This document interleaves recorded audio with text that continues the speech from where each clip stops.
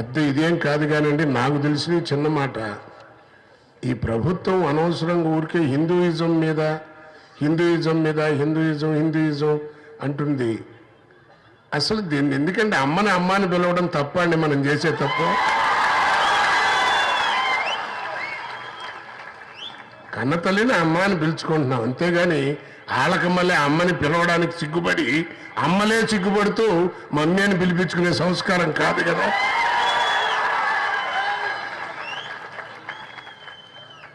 అసలు ఏంటి హిందుత్వం, దీని గురించి హిందూయిజం మీద ఎందుకు ఇంత రివల్యూషన్ నాకు అర్థం కాదు. బేసిక్గా ప్రపంచ దేశాల్లో ఏ దేశమైనా మన దేశాన్ని ఇండియా అని పిలుస్తుంది. మన గర్భశత్రు ఎవరండి? పాకిస్తాన్. ఆయన మైకు ముందు కూర్చుని ఈ హిందుస్థాన్మే అంటాడు. మన గర్భశత్రువే హిందూ దేశం అని ఒప్పుకుంటుంది. ఇంకెందుకంటే దీని గురించి డిస్టర్బెన్స్ అనవసరంగా. పిచ్చోళ్ళు కాదు, పిచ్చి మాటలు కాదు. రెండు, ఈ హిందూయిజాన్ని నశించాలి, హిందూయిజం ఉగ్రవాదం అని అనేటువంటి వీళ్ళే పైన పరిపాలిస్తూ వాడి స్పీచ్ అంతా అయిన తర్వాత జై హింద్ అంటాడు.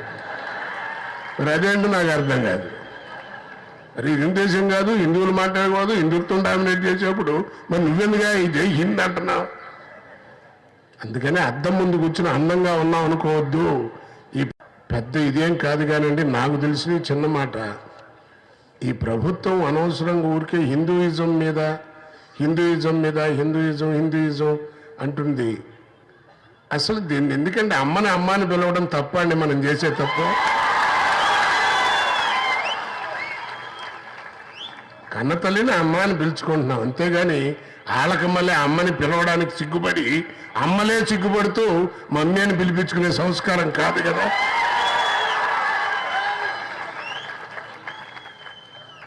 అసలు ఏంటి హిందుత్వం, దీని గురించి హిందూయిజం మీద ఎందుకు ఇంత రివల్యూషన్ నాకు అర్థం కాదు. బేసిక్గా ప్రపంచ దేశాల్లో ఏ దేశమైనా మన దేశాన్ని ఇండియా అని పిలుస్తుంది. మన గర్భశత్రు ఎవరండి? పాకిస్తాన్.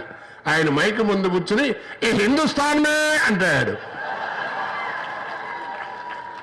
మన గర్భశత్రువే హిందూ దేశం అని ఒప్పుకుంటుంది. ఇంకెందుకంటే దీని గురించి డిస్టర్బెన్స్ అనవసరంగా. పిచ్చోళ్ళు కాదు, పిచ్చి మాటలు కాదు. రెండు, ఈ హిందూయిజాన్ని నశించాలి, హిందూయిజం ఉగ్రవాదం అని అనేటువంటి వీళ్ళే పైన పరిపాలిస్తూ వాడి స్పీచ్ అంతా అయిన తర్వాత జై హింద్ అంటాడు. మరి అదేంటో నాకు అర్థం కాదు. మరి హిందూ దేశం కాదు, హిందువులు మాట్లాడకూడదు, హిందుత్వం డామినేట్ చేసేప్పుడు మరి నువ్వెందుగా ఈ జై హింద్ అంటున్నావు? అందుకని అద్దం ముందు కూర్చుని అందంగా ఉన్నావు అనుకోవద్దు.